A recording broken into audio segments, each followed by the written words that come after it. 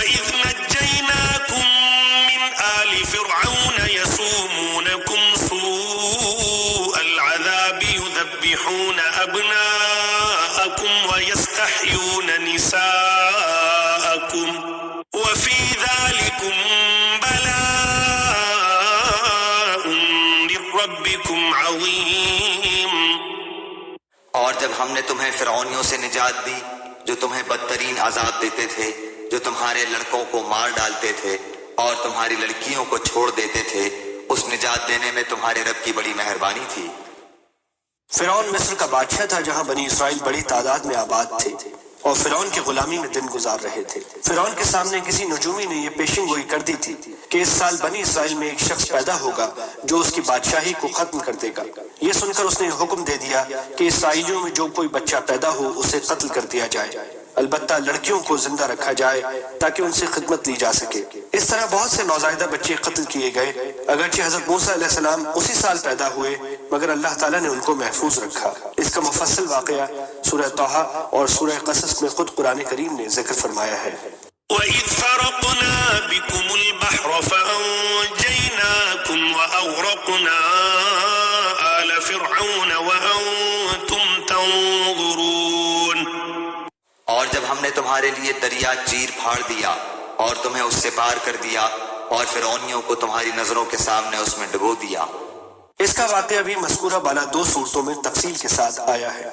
وَإِذْ وَاعَدْنَا مُوسَىٰ 40 لَيْلَةً ثُمَّ اتَّخَذْتُمُ الْعِجْلَ مِن بَعْدِهِ وَأَنْتُمْ ظَالِمُونَ۔ اور ہم نے حضرت موسیٰ علیہ السلام سے 40 راتوں کا وعدہ کیا، پھر تم نے اس کے بعد بچڑا پوجنا شروع کر دیا اور ظالم بن گئے۔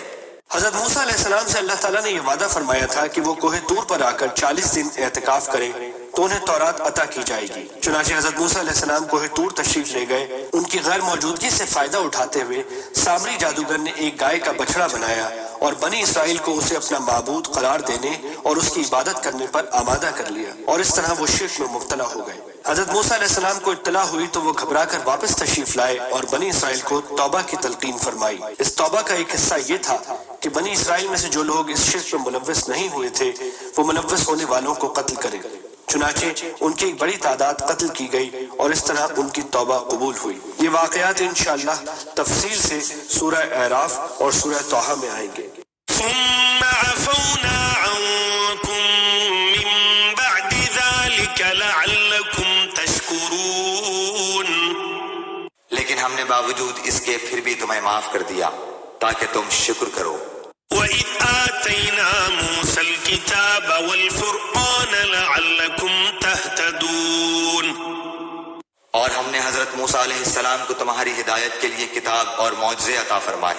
وَإِذْ قَالَ مُوسَىٰ لِقَوْمِهِ يَا قَوْمِ إِنَّكُمْ ظَلَمْتُمْ أَنفُسَكُمْ بِاتِّخَاذِكُمُ الْعِجْلَ فَتُوبُوا إِلَىٰ بَارِئِكُمْ فَاقْتُلُوا أَنفُسَكُمْ ذَٰلِكُمْ خَيْرٌ لَكُمْ عِندَ بَارِئِكُمْ فَتَابَ عَلَيْكُمْ إِنَّهُ هُوَ التَّوَّابُ الرَّحِيمُ۔ جب حضرت موسیٰ علیہ السلام نے اپنی قوم سے کہا کہ اے میری قوم، بچڑے کو معبود بنا کر تم نے اپنی جانوں پر ظلم کیا ہے، اب تم اپنے پیدا کرنے والے کی طرف رجوع کرو، اپنے کو آپس میں قتل کرو، تمہاری بہتری اللہ تعالیٰ کے نزدیک اسی میں ہے، تو اس نے تمہاری توبہ قبول کی، وہ توبہ قبول کرنے والا اور رحم و کرم کرنے والا ہے۔ وَإِذْ قُلْتُمْ يَا مُوسَىٰ لَن نُّؤْمِنَ لَكَ حَتَّىٰ نَرَى اللَّهَ جَهْرَةً فَأَخَذَتْكُمُ الصَّاعِقَةُ وَأَنتُمْ تَنظُرُونَ۔ اور تم اسے بھی یاد کرو، تم نے حضرت موسیٰ علیہ السلام سے کہا تھا کہ جب تک ہم اپنے رب کو سامنے نہ دیکھ لیں ہرگز ایمان نہ لائیں گے، جس گستاخی کی سزا میں تم پر تمہارے دیکھتے ہوئے بجلی گری۔ ثم بعثناكم من بعد موتكم لعلكم تشكرون۔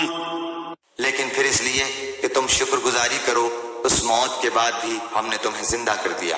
جب حضرت موسیٰ علیہ السلام کوہ طور سے تورات لے کر تشریف لائے تو بنی اسرائیل نے ان سے کہا کہ ہمیں کیسے یقین آئے کہ واقعی اللہ نے ہمیں اس کتاب پر عمل کرنے کا حکم دیا ہے۔ شروع میں ان پر حجت تمام کرنے کے لیے انہیں اللہ تعالیٰ نے براہ راست خطاب فرما کر تورات پر عمل کا حکم دیا، مگر وہ کہنے لگے کہ جب تک ہم اللہ تعالیٰ کو آنکھوں سے نہ دیکھ لیں گے ہمیں یقین نہ آئے گا۔